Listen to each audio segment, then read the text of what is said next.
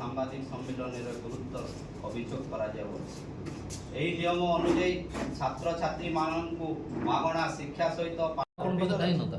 Figure আছে sir যেতটা school হলো না সেতটা স্কুল যদি বিদ্যালয়ে কেবল মাগଣା শিক্ষা প্রদান করা যাଉଛି ফଳରେ ছাত্র ছাত্রী মানে উপযুক্ত শিক্ষা পাইবার বঞ্চিত ହେଉଛି তো 91 টଙ୍କା প্রদান କରିବେ। ଏହାର ସୁଯୋଗରେ ବିଦ୍ୟାଳୟ ସୀତାରାମ କୁମାର ଅଭିଭାବକ ସଂଘ ଆରଟି ଅନ୍ୟସାର ପ୍ରେସିଡେଣ୍ଟ समस्या रहा सार ये आरटी नियम जेन गवर्नमेंट ऑफ ओडिशा करिछे इने खाली मागणा शिक्षा नीति लिखीचे किंतु शिक्षार अव्यवस्था बहुत होइछे। उदाहरण स्वरूप जेन छुआ मैंने 25% प्राइवेट स्कूल रे पढ़ुछन एडमिशन खाली फ्री करिछे स्कूल रो यूनिफॉर्म बुक्स आउ मध्याह्न भोजन अन्यान्य आनुषांगिक व्यवस्था सबू प्रकार रे ठप अच्छे जेनटा कि आम गवर्नमेंट ऑफ ओडिशा के डिमांड करूँ जे आरटीए एक्ट रे मागणा शिक्षा नीति रो सेने कौनसी प्रकार पैसा पतर डिमांड नहीं रो जेनता कि गरीब छुआटे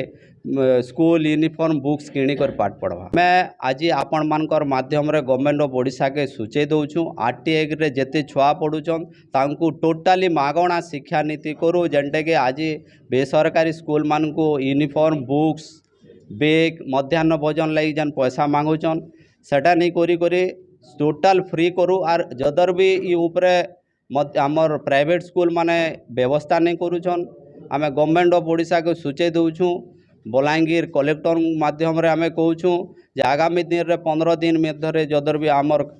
डिमांड उपरे कर्णपात नहीं कले गवर्नमेंट 15 दिन पर आमे संगठन तरफ अभिभावक छुआ माने जेते छात्र माने समस्ते कलेक्टर आगे धर्मघट करूँ।